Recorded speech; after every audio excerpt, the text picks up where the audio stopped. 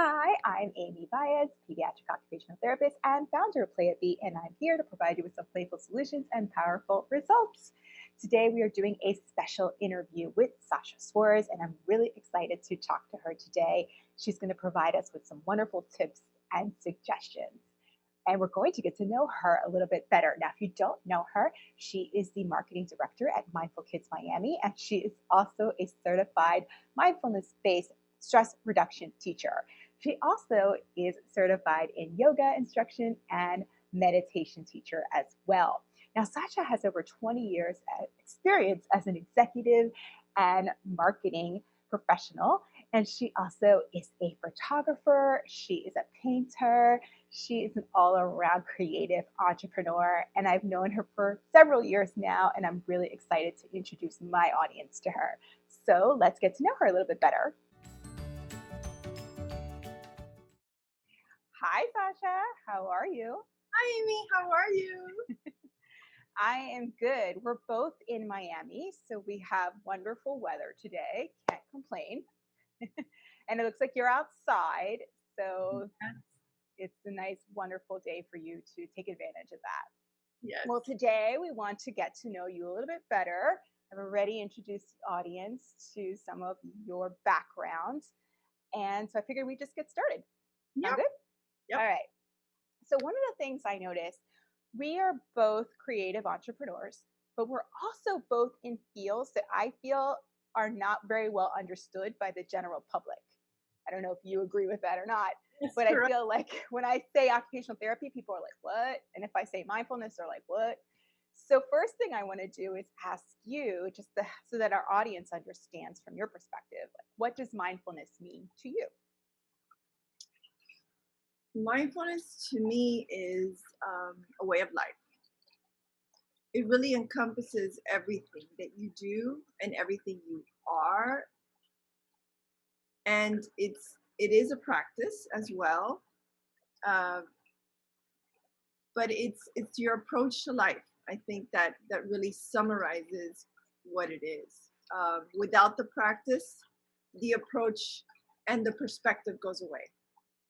You lose that perspective. Um, so it's so many things, and it like weaves into like things that you're so unexpectedly surprised in a good way. You're like, oh wow, this really helped me because of my mindfulness practice. So Yeah. Yeah, I feel like that's why I feel very connected to it as an occupational therapist, because we often explain this therapy the same way. It's like it's a little bit of all these parts of our lives.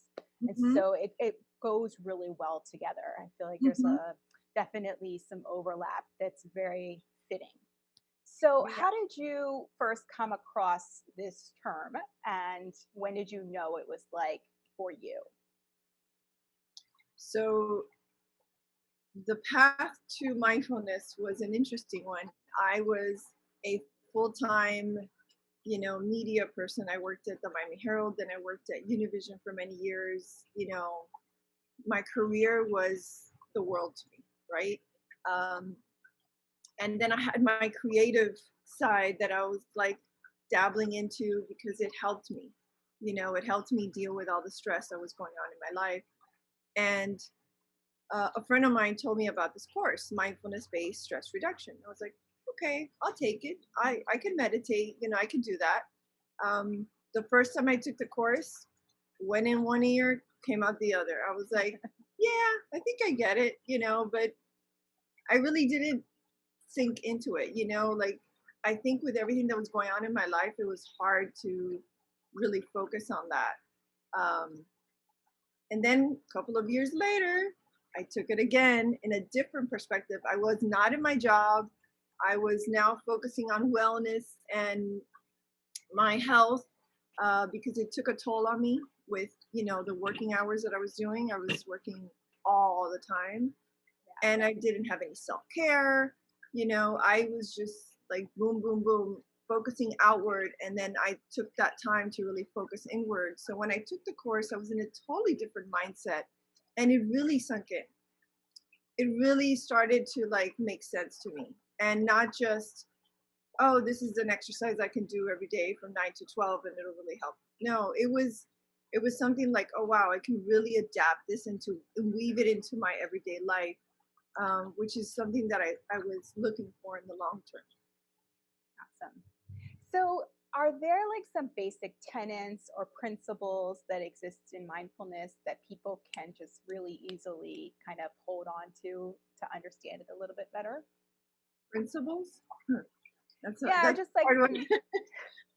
I know. I guess I'm wondering if there are, just like the backbone of what it is. If you're telling people like these are specific techniques that are quickly associated. Like I know you mentioned meditation. So for someone who doesn't have any clue what mindfulness is, like what are those little key things that you might mention to them? So John Kabat-Zinn, as you know, who created the Mindfulness-Based stress reduction, which is the course that came in 1979. Mindfulness has been around for centuries. It's been practicing in Asia mostly, and now the West has kind of adapted it. And then thanks to John Kabat-Zinn, it became secular because a lot of people associated it with religion and Buddhism. But he brought it into a space where it was secular and it was something that all can practice. And his way of defining and explaining it is, it is being in the present moment on purpose. So you can be in the present moment many times. When you're present and you're conscious of it and you're doing it on purpose, there's a difference to it. There's like an intention there, a very personal intention that you're really doing it for the purpose of XYZ, right? Whatever reason you get into mindfulness. And once you're in that moment, in that present moment, anything can happen. You can heal, you can perceive, you can grow as a human. There's so many things that can happen in that present moment. If you're in the past, it's not going to happen. If you're in the future, it's not going to happen. If you're in the present, that's where the magic is. That's where you feel alive as a human. And that doesn't mean you're like super happy and you're like, hey, everything's going great. No, you can be present and you can be suffering. And there's a difference between suffering and not knowing the suffering. And you're just like, oh, this is the worst thing that can ever happen to me. These thoughts start coming in. Or you could be suffering and say, okay, I'm suffering. I acknowledge that this really, really hurts. Right. And you sit with it, and there's no judgment. There's no like battering of ourselves. Like, oh, this is going to continue. And, those things that Ferris wheel we go on with the thoughts. So it's like, if you can just take, that 5 minute of a day and just be in the present moment, take a breath, or say, wow, it's 12 o'clock right now. Okay, it's 12 o'clock. Like those little things, just really define mindfulness. It's really not that hard, right. But it's hard to remember to do it. Well, what I find really hard is trying to explain that to children. Yes. So and that's mostly what my audience wants to hear about is how do we help mindfulness happen with children? So can you tell us a little bit about your approach with children and how do you introduce this concept to them? Because 5 minutes to them sometimes can feel like forever. Mm-hmm. Right? Mm-hmm. So tell me a little bit more about how you guys do that. So Mindful Kids Miami, which is the organization I work with, the nonprofit, our approach has always been to benefit the kids. And the way to do that to the kids is through teaching it to a child care worker or a public school teacher, which is where we give a lot of discounts because we have a partnership with the school systems. But it could be any teacher. And this is applicable to parents as well, So it's not about you're educating the kids in a certain way. It's like working with your child or the child in the class to have more of that present moment. And to them, You gotta approach it in a different way. It's gotta be playful. It's gotta be kind, and it's gotta be something that they see in you. That modeling. That modeling is so important because if you don't embody the mindfulness and you're teaching the mindfulness, they see right through you. Right. And there's different ways that we approach this. We approach this through body. So kids are they know their body, right? So it's so easy to go there in the body. So like your feet, oh my God, your feet, all of a sudden they're in the present moment of their feet. That's an easy, tangible way, really easy way to get there. So we do a lot of the movement and we can play with the movement because they're going to want to play because they're kids. Even teenagers, it goes all the way to teenagers because teenagers are very body conscious, right? So it's like, okay, you got your feet. Okay, notice your feet, you're standing. Notice that you're standing right now. How are you standing? How do you know you're standing? It's like being that awareness goes to the body. So that's where I would start, especially with kids. The kindness aspect is another one. Really amazing stuff with kindness practices. Wishing yourself well, which is something that we don't teach in the school system, right? How do you wish yourself well? How do you wish others well? It's something that comes natural to kids in that aspect. The other one would be stillness. And the stillness. Another challenging one. Yes. Yes. And the stillness is not practiced the same way as we would do with adults, of course. But it's more the relaxation. It's like, how do you go from woohoo, we just finished recess to, okay, let's take a moment, and just notice your heartbeat, it's racing, notice your thoughts, and, little by little, you're doing that muscle memory, where you're trying to have them just use this as a way to practice. And at that moment, you may think it's not working. But what happens is that later on, they go to it. It's like a toolbox that they may remember, like, oh, I think I remember this helped. So let me go there and do that. Yeah. As a therapist, I feel like I'm constantly trying to provide strategies and so that when that moment comes, that they're able to exactly pull that out of their toolbox. Mm-hmm. I feel like especially when you're saying like they're already familiar with their body, one of the things that I find challenging for the children that I work with is that they're not yet. And so I do have to go straight to that body first. And I'll often tell parents, like, oh, this is my concern. I want them to calm down or just to be able to, they may not use the word mindful, but that's what they're looking for. And I'll often tell them, like, we first need to work on their body because they're not even fully aware of it yet, or they're like disconnected from it in some way. And I say, like, as they become more familiar with their body, you will naturally start to see that they'll be able to implement those strategies much better. But before we do that, we have to first understand our body. So wow. So let me ask you, because I asked on Facebook in some of the groups that I'm in, like, what should I ask you?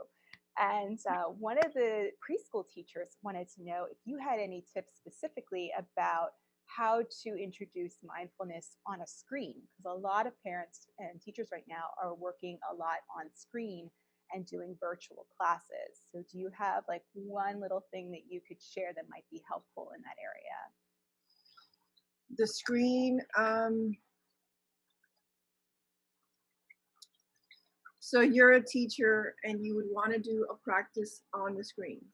Yeah, right? Like if you're doing a preschool class online, how do you implement a mindfulness exercise? Like if there's like a go-to activity you might do.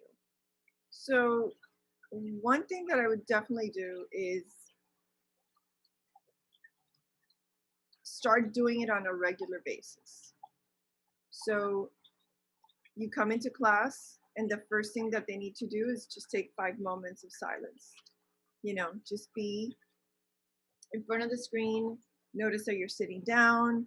Notice if you have any tools around you. You got your pencil, you got your pen. It's like this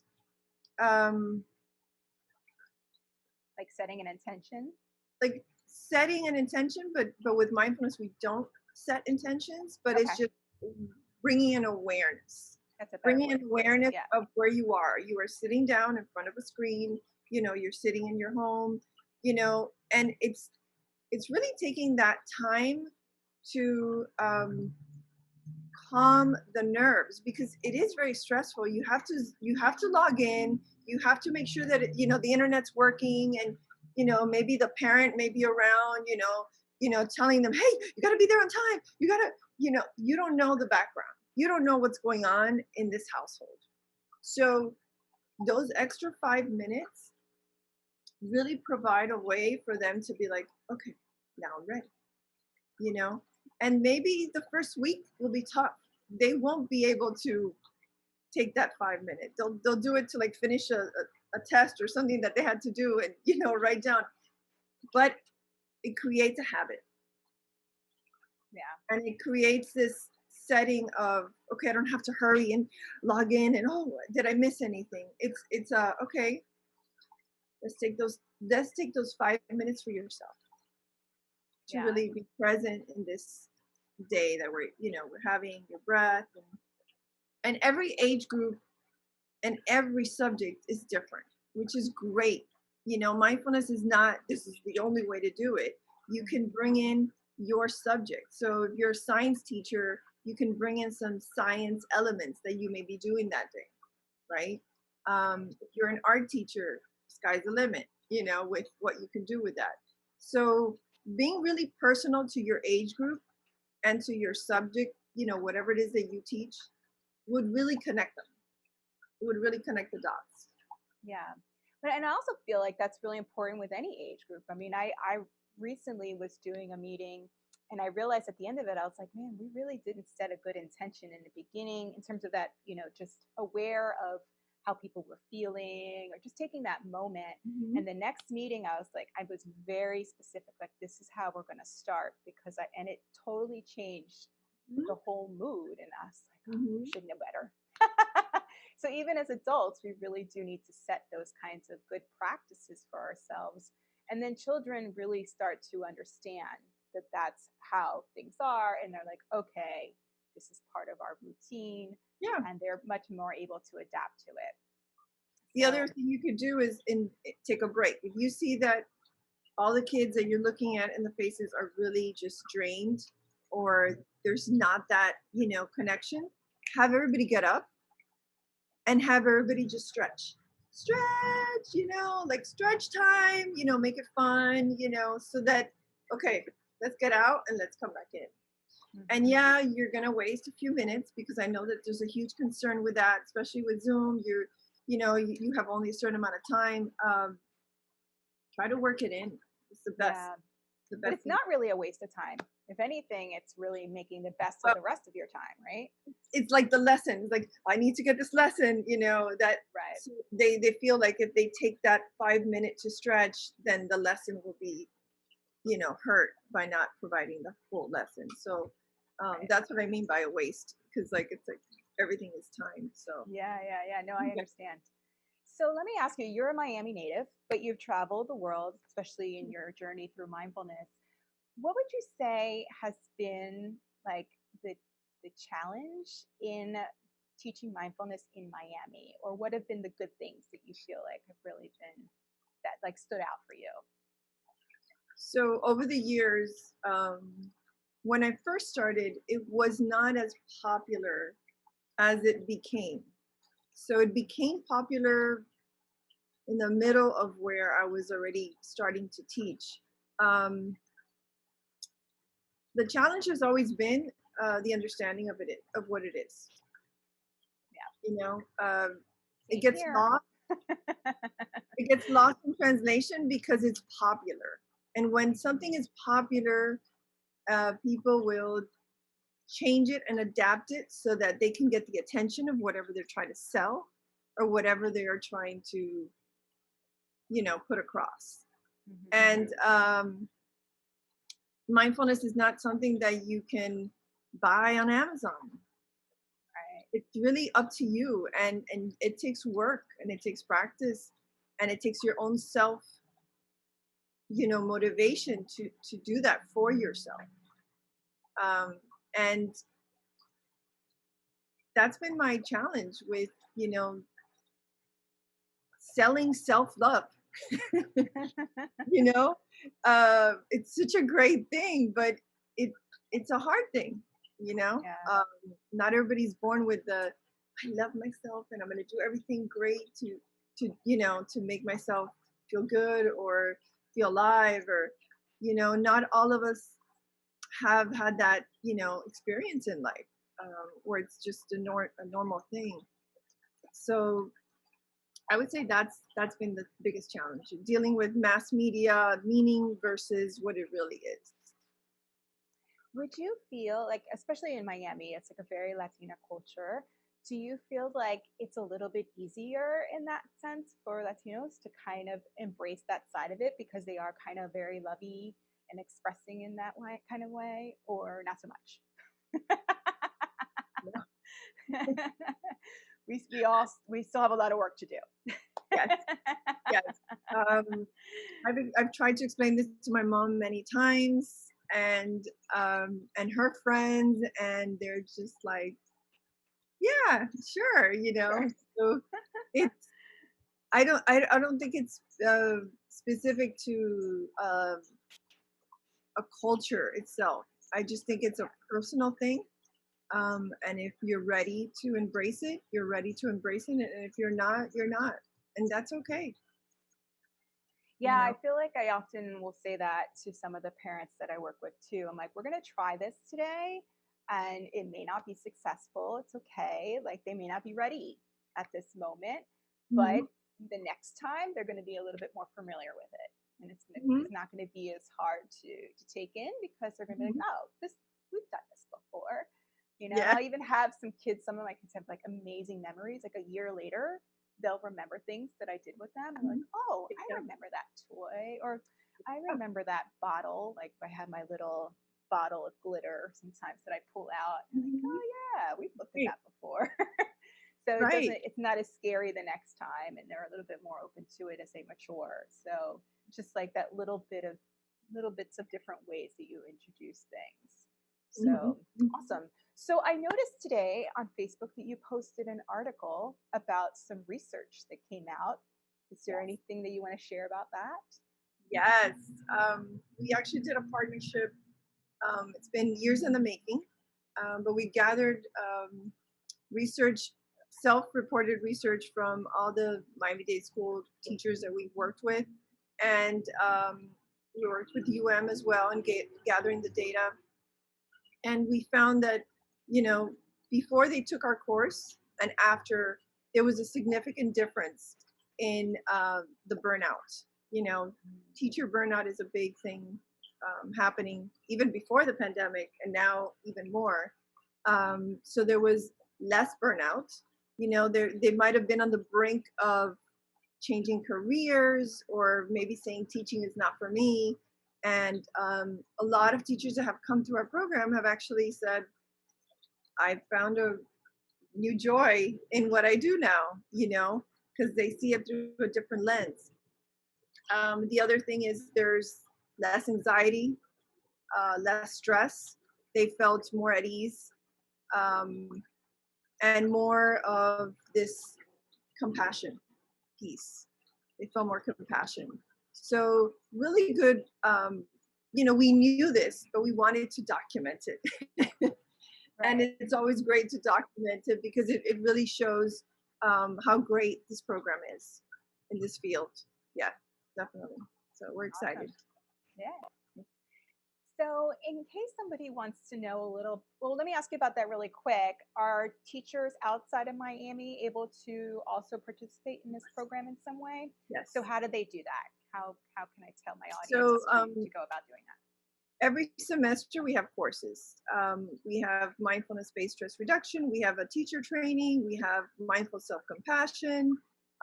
We actually are adding more programs as we get them. But every semester we offer a couple courses, and we work with different teachers, like financial help. If they need financial help, we'll work with that as well. We really want, educators and childcare workers and parents to really take this course. So we will work with you on that. But if you go to our website and you go to our upcoming events on mindfulkidsmiami.org, you'll see all of our events coming up. Awesome. So I have my handy little list here of different questions I wanted to ask. I just wanted to make sure I'm not missing anything. I think I got a lot. Oh, the most obvious one. So, I mean, for me, my channel is called Playapy, right? So that's my business. So I do everything very play-based. How can you, I think you provided a little bit of information on this already, but just specifically to ask this, how do you connect mindfulness to play? There's many different ways of connecting play, and when we think of play, we as a kid, play is about being the best, competing, right? Um, and play in the sense of mindfulness, it's allowing this playfulness to exist without feeling judged, right? So if I throw you the ball, it's about the playfulness of catching. It's not like I caught more than you, more fell, more, so in that, there's that allowing for just to be, without the sense of competition, without the sense of judgment. It just falls. And there's different practices, as you know, to work with that. But there is a great way to, because we are in the present moment, right? There's no judgment, and it's allowing to be right here, right now. When you're playing and when you got to catch that ball, you're focusing on that ball. You're not focusing on thoughts or anything else going on. So it's a great way for this. Yeah, I have to remind myself of that because part of sometimes what I do is create the competitiveness to kind of motivate kids to try things that are a little bit harder for them. But then there's also the times where I have to take that away and say, like, don't worry, it's okay. It doesn't matter if you missed it. We're just practicing. We're just, doing the activity right now. And so I find myself trying to balance that line a lot, especially with my own, like I tend to be competitive when it comes to games. Right. So I have to kind of pull away from myself, like, you don't need to win, especially against this 5-year-old, So that's awesome. So let me just ask you this before we go. I wanted to know, I mean, I know you first as an artist. So I'm wondering how you apply mindfulness into your art. Oh, wow. Yes. This has been an amazing journey with art and with creativity in general. So the art came before mindfulness, right? So I was dabbing in creativity and so forth. I used to meditate as a younger, in high school and so forth. I always loved meditation. I had this sense of peace with it. And with art and creativity in general, that self-critic mind is so present. But if you're not aware of it, and if you don't become friends with it, it can really get to you, right? And so mindfulness really helped me in tapping into that, the fear and the self-critical voice that I always had of myself, and to really empower myself to be with it and to be friends with it and say thank you, thank you for you, but I'm gonna do this. And and so I become more confident as an artist. I've become more self-accepting of anything I do, versus before I would just reject some things or say no, that's not so good, or I allow the playfulness. Talk about playfulness. I allow that playfulness. I allow to make mistakes. I allow myself to really bring in the joy and not worry about, is this piece going to sell? Is somebody really going to like it? Are they not going to like it? it's helped in so many ways. Like I said, mindfulness weaves into areas that you never thought would, and they do. And I also have this. I was teaching for a little bit art and mindfulness, so it was allowing your creativity. So you can be a singer, you can be,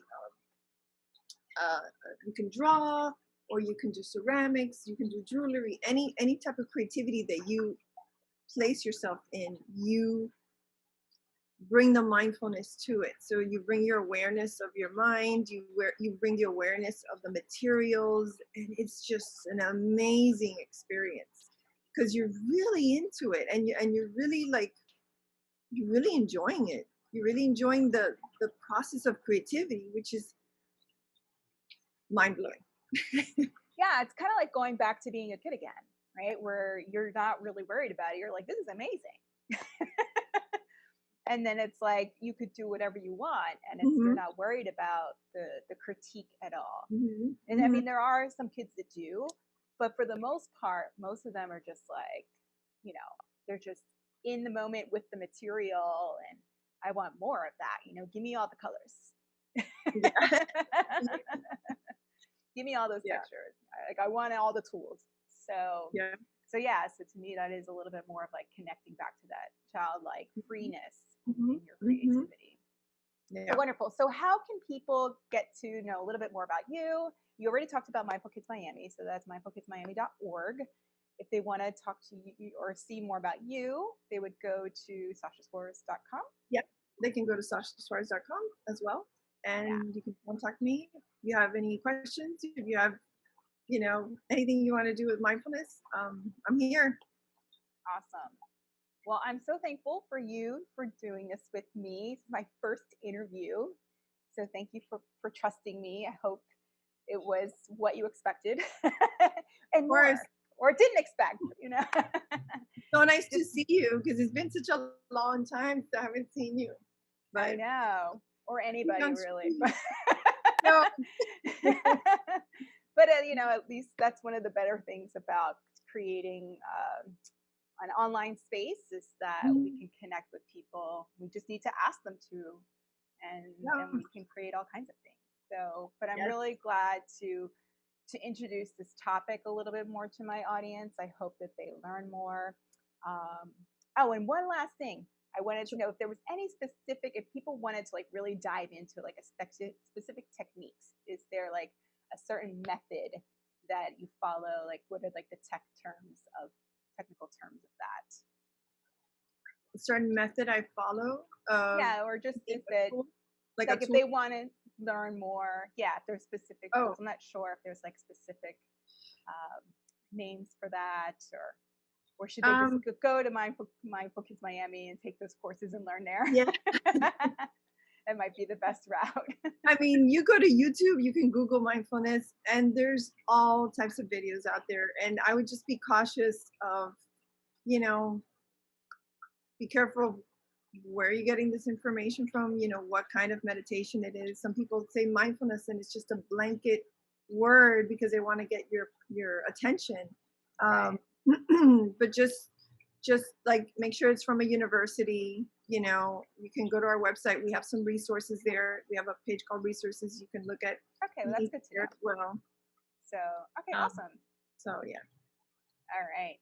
So well, thank you so much, thank you. and hope to see you sooner than later. To see you again. So take care. Bye. Bye. Did you find this video helpful? I hope that you did. I really enjoyed speaking with Sacha. I hope that you got everything that you needed to know out of that video. And if you're interested in more, please be sure to look at the description of this video for more details and links. I also want you to head over to playapy.com where you can subscribe to the newsletter, learn about the PALS handwriting program, and have plenty of free resources and learn so much more. You could also check out our shop for some games and other activities to do with kids. So until the next video, I hope you have a playful day.